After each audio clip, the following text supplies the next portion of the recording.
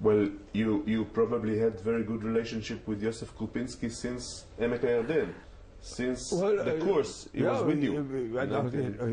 We knew each other very well, you know. Krupinski, I knew him, but I never met Krupinski thereafter. I don't know what happened to him thereafter. I don't know. But that was the only case where I was afraid to take a flight, and I think that was right for me to be saying, okay, put me in prison if you want to, disobeying orders, but I'm not doing that. That is wrong. Okay. Professionally, you thought it? No, that was silly. This guy doesn't know what he was talking about, this officer. I don't know what the name of this officer was. Tall guy with a moustache, you know, very important looking man. Yeah. Okay, so no, stay there. Thank you. Yeah, okay, so that was the only time I had a problem with the army. I think that the most important shorty operationally that you were doing during the War of Independence was probably the one of the June the 2nd, 1948 night on Rabat Ammon, on Amman. Yeah. 3 planes were taking off to Amman, 2 Rapids and a Bonanza. The Bonanza was flown by Boris Sr. And David Yehuda. Benjamin Imberg and Dan Tolkovsky took a Rapid, and you were taking another Rapid in the direction of Amman. Was it 2 Rapids? With Dov Tavori and Huhenberg as navigators and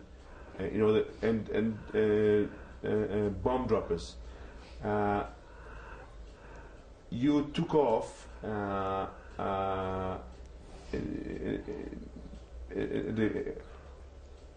in the morning. Very, very early in the morning. Very early. It was still dark. You came back from Sdom, from a flight to Sdom, and then they asked you to go directly to Amman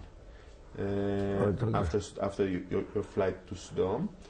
What do you remember from your a strategic attack with a light plane, with a Rapid, on an Arabian? Well, I didn't remember that I flew, that I came back from Sdom to take it. Even though started something. Anyway, I didn't know that. And I didn't know they had 2 Rapids. Why did we have 2 Rapids? I don't remember that. I remember only 1 Rapid. Not together. You were not flying together. No, I know we were flying together. We were taking intervals, a few intervals. Yeah. Imberg was supposed to be the first one. What is it? South African, Borowski's name is now? David Yehuda. Imberg and Boris Senior. Boris Senior with the Bonanza was the first one. Yeah, was the first one. And then, and I was the last one. I was the third one. And I followed the railway light because it was a full moon. And you look for the moon, against the moon, you see very well. You can't see with the moon, but against the moon you can see very well. That very good night flight is against the moon. So I flew, and then I see suddenly to the left of me, bombs going up. I said, what's that doing? Is that the wrong place? Yeah? So really, they bombed the wrong place, those 2 aeroplanes. They missed the target, the palace. I flew the railway line and flew directly there to the palace, and they started to shoot at me. Anti-aircraft. Anti-aircraft. I made a circle, dropped the bomb, and then back again. And I know I hit the palace because after shooting at me, I could see the palace in the early morning light and so on. Imberg and company, they made a mistake. They were not on the right place. That's all that I can tell you. more I cannot say. And the next morning I was sitting in the cafe in Hof Diesendorf in a coffee shop, and the paper came out with the telling about our aeroplanes bombed Amman and so on and so on. אז אחת החיילים שם סיפר לקבוצה אחרת, he started to tell them that he flew with one of the aeroplanes. He was flying in one of the aeroplanes. See, it was not true. He was just bullshit, you know. So the Chavarim were sitting by him and tell them that that's not true. What says, no, leave him alone. Let him have the honor that he bombed Amman. Let him have that honor. Okay, that was, I think that was. From a tactical point of view, from the practical point of view, useless. Dropping some bombs, okay, so dropped some bombs. What happened, what damage there? I don't know what damage was there. I can tell you. 10 people were killed. Oh, really? 30 people were injured. A plane in the Amman airport was ruined. 2 Ansons were hit. And it was psychologically. Yeah, so may have an effect. Yeah, there was a psychological effect. Yeah, right. Could be, but I don't know whether I don't think I hit the hangar from the maybe Imberg hit the hangars. That's possible. I didn't hit the hangars. I was hitting that palace. Or the vicinity of the palace. Okay. King Abdullah was was insulted, deeply insulted. King Abdullah. Oh yeah. Deeply insulted. Yeah. He was telling about his insult to the British, to the Jewish negotiators that were in touch with him, and. You know, the RAF declared that the next time Jewish airplane will attack Jordanian territory, it is going to be shot down. It's going to be scored. Really? Yeah, I didn't know that. Yeah. Yeah, and it was the first sortie, the first flight against Arabian capital ever. Yes, that's true. Yes, we never did it again. Never flew against any capital. No, they were hitting Damascus few times, and once Cairo by the B-17s on their way to Israel. Yeah, from Czechoslovakia. But your sortie was three of you was the first time. Yeah, it was ever done. Okay. After in summer 1948. You were one of the first Israeli pilots, maybe together with are you all right? Yeah. Great. In summer 1948, during summer 1948, together with the Pussy Tolchinsky, Pesach Tolchinsky from Kfar Giladi, you are one of the first Israelis that is sent to fly heavy transporters like the C-46 and others. In what circumstances are you sent to? Are you promoted?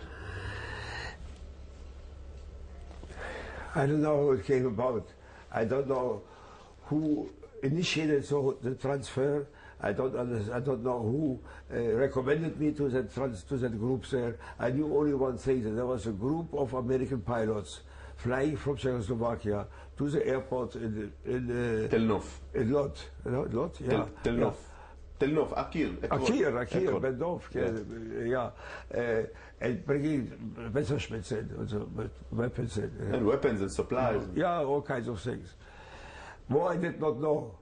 So one day I was asked to join the group. Okay, I got to the airport there, and I flew with them back to Czechoslovakia, to an airport called Zatech. Was it Zatech? And I went to the hotel, Zloty Hotel. Zloty Hotel Yeah, in Prague? In Prague. No, not in Zatech. In Zatech. Yeah, Zloty the Golden Lion, Zloty Hotel. And I got a room there and I settled there. Next day I got out to the airport again and they briefed me on the aeroplanes, how the cockpit layout and so on and so on. Okay, and then I flew with them from Czechoslovakia to Zdedov, to Akir. To Akir, to Tel Nov. Zdedov, Tel Aviv. Tel Nov. Tel Nov. Tel Nov, right, to Tel Nov. Yeah. And they arranged it very nicely. I always arrived at nighttime there, and they arranged very nicely for my wife to come to the airport. She was at the airport, and we had dinner together at the airport. And then, meanwhile, the aircraft was unloaded and gassed up, and we flew back again to Zatech. So that I did a few times, and so I got to know the aeroplane quite well. The C-46 Commando. C-46. It was heavier than the Dakota. Oh yes, much bigger than the Dakota, and I was flying with Sam Lewis. Sam Lewis was a pilot, a captain there at that time. He was a very good pilot. I have all the admiration of the sky. He was a very good man. He was not only a good pilot, he was a good navigator and a good meteorologist. You know, he had the basic knowledge of aviation. So he was an airman. Yes. Sam Lewis was a very good man, and he flew with me a few times. Well, so I flew with him. He was teaching you. Yeah, he was teaching me, right? And one day, I think it's Zdedov, Tel Nov, finally said to me, okay, go solo, all right? I flew. Somebody else was flying with me as co-pilot. I forgot who it was. And okay, I flew, took off, landed again, perfect, everything was all right. So he was happy that I could do the job, you know. And I could flew at least the C-46, I could flew it well locally, all right? So I did. And I flew the C-46 of bombing missions, supply missions, a day and night to Fallujah, over Fallujah to Kibbutzim in the Negev. I forgot the name of the Kibbutzim. Yeah, Avak operation. Dust Bowl operation. Dust Bowl. There was one runway between Ruchama and Dorot, and the other runway near Urim. Two runways, Avak 1, Avak 2. Yeah. And you were bringing a lot of supplies and personnel to the Negev and personnel out of the Negev. Oh yeah, right. Do you remember the landings and takeoffs in these fields? The landing and takeoffs, especially the landings, are very difficult. Why? Well, at first we had only very restricted lights there, only lights burned on paraffin on the left. Guznikim. Yeah, and very difficult, only one side, and we had to land on the right side, I think, of the runway. I forgot, I think on the right side of the lights or land. And when you approach the aircraft, the landing field, not having any other reference or horizon, it was always going like that, you know, always going like that. The aeroplane and the lights were always dancing in front of you. It was very difficult to hold the aircraft steady and stable and to concentrate not to get influenced by that shaking, by the wobbly movement, you know. And then finally we landed. I always landed. I never missed a landing, but it was always tricky. Takeoff was much easier, right? Takeoff straight ahead. But landing was difficult. And I had sometimes people with me in the cockpit, like Goldin, for instance. He wanted to fly with me once to the Negev. I told Goldin, come on, I take you with you. He was sitting in the back seat. He couldn't understand how it's a landing. He couldn't say, I don't understand how you see the ground. I don't know where you are. Nothing, I can see nothing. For him it was a big question, how to make a landing on the airplane. But that was so difficult. we made bombing runs over Gaza. Yeah, the bombing was during since October 15th, 1948. AVAC, or Dust Bowl operation, the logistics operation, was in August and September 1948, and then in October 15th starts IAF operation to get the Negev back to our hands. And it starts with bombings of all the types of airplanes, Messerschmitts, B-17s, Beaufighters, all the types are in, and your squadron, the heavy transporters squadron with the C-46 is inside too. Do you remember the what was the technique? What did you used to do? Well, the bombing runs over Gaza specifically were a little bit tricky. We had a navigator on board always. We didn't need it really, but we had a navigator on board, and I think we took off and then climbed to 10,000 feet or 8,000 feet altitude, something like that. I forgot exactly what. You remember very well. Yeah, that's what's written here. Yeah, okay, and set course to Gaza, all right. Now the cockpit, the C-46 has is open cockpit. The front is open, there's plastic. Glassy nose. Yeah, and around it. So the pilot had a better view normally, very good for normal flying. But then the Arabs had after a few bombing runs we made, they have got searchlights. And the searchlights were really nuisance. When you approach Gaza, we could see already the searchlight lighting up. We could see already red fire burning. You know. And then the searchlight came up. You know. Anti-aircraft. At first the searchlight came up, and after the searchlight came up, anti-aircraft came up. They're like sausages, boom, boom, boom, boom. Every 7th bullet or whatever was a tracer bullet, you know. And you could see the bullets coming up. Looks like, well, I asked the navigator that always when he was there, and the searchlights were catching us.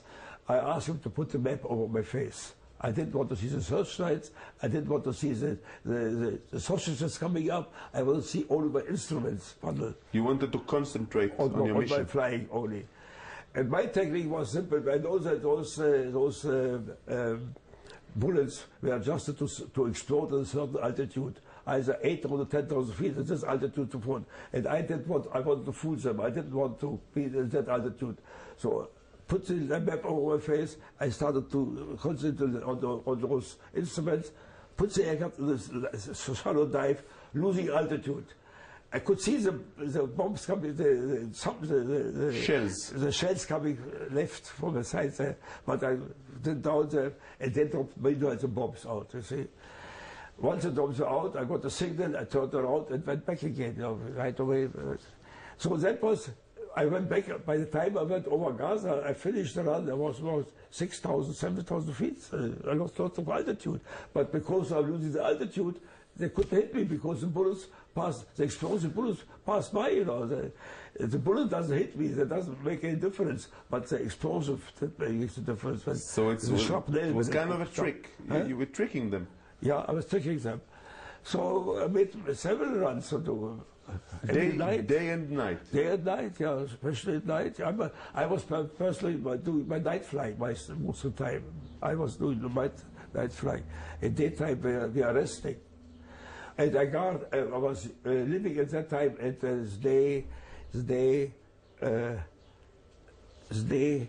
what's the name of it? Tel Nof? Tel Nof. You were living there? I lived in Tel Nof at that time, yes. With your wife, or? No, alone. I lived alone there, and of course, for a few months I lived there until the whole thing was over.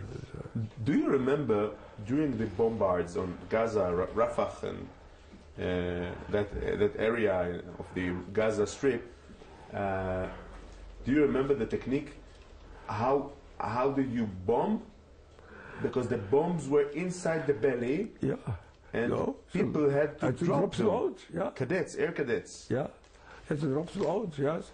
The people had to be tied out to the airport with ropes. They had ropes that they shouldn't fall out themselves.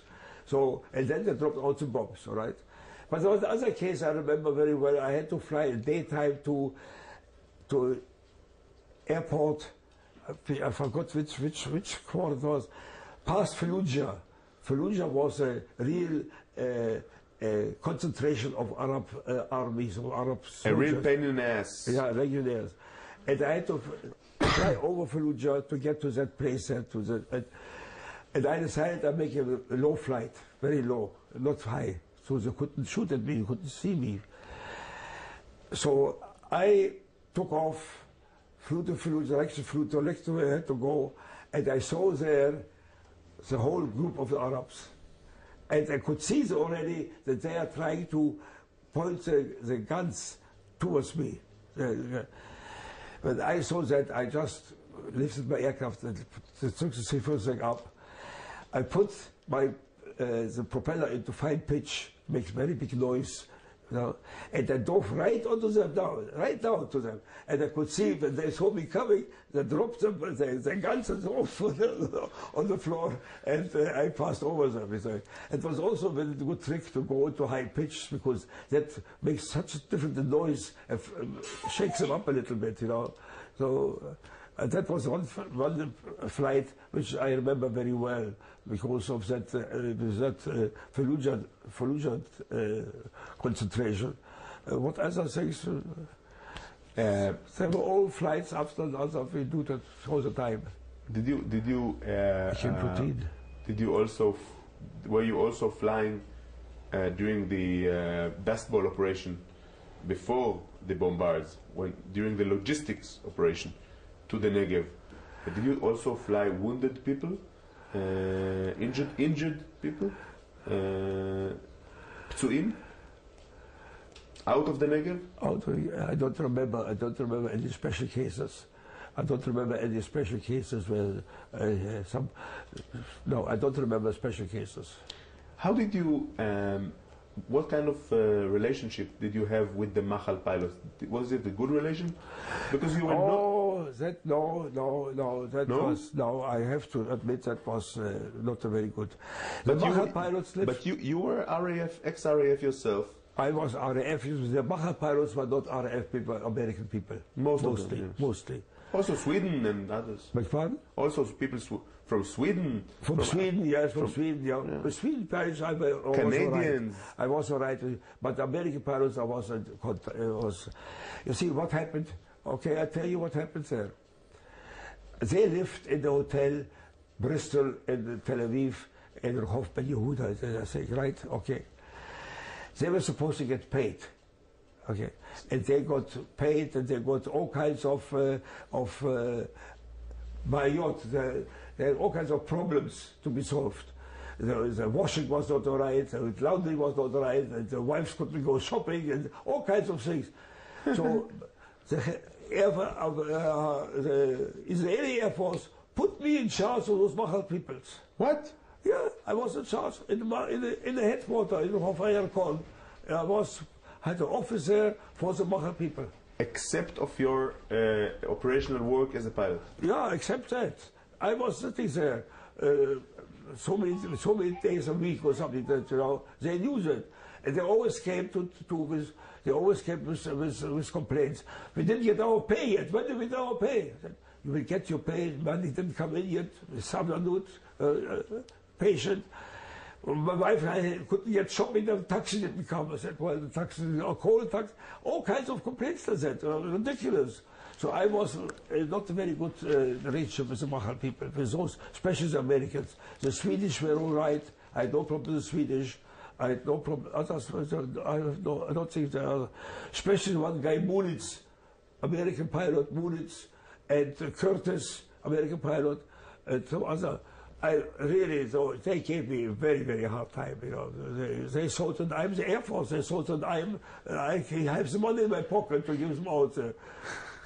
No, it was not a good relationship. What kind of relationship did you have with, if you had any, with the commander of the Air Force, Aharon Remez, and his deputy, Heyman Shamir? Remez and Shamir, they were commanding the Air Force. Remez had no relationship at all. What? I had no relationship with Remez at all. Okay. I never spoke to him, he never spoke to me. I know what it looks like, but I had nothing. Shamir, he was easier. He approached me sometimes with problems, or what we can do about this, what does that. No. I was free of those connections with those gentlemen. Remez I didn't like because he went to make, when he crashed the aeroplane on the Tel Aviv, he and Trutkovsky, both of them crashed the aeroplanes there. He and Shamir. Oh, Shamir. Remez and Shamir. Two pipers, two new Piper Cubs. Well, whatever it was, how can the people crash aeroplanes like that? Both of them at the same time, didn't see each other, you know. I lost the respect of them. I didn't like them, finish, period. They were not my type of friends. Not my type of commanders. I had no respect for them. That was it. Very interesting point of view. Which one? I never heard this kind of yeah, for me evidence about well, them. You first time I didn't voice it to anybody. I don't speak to anybody about that. That was not my business to go around and tell everyone what I think of Peretz and Shamir. I tell you now about that. What I think about. What I was thinking about that. That was that. Very simple. I had no respect, and I think Remez, no Kesher to me at all. You know, should he have Kesher?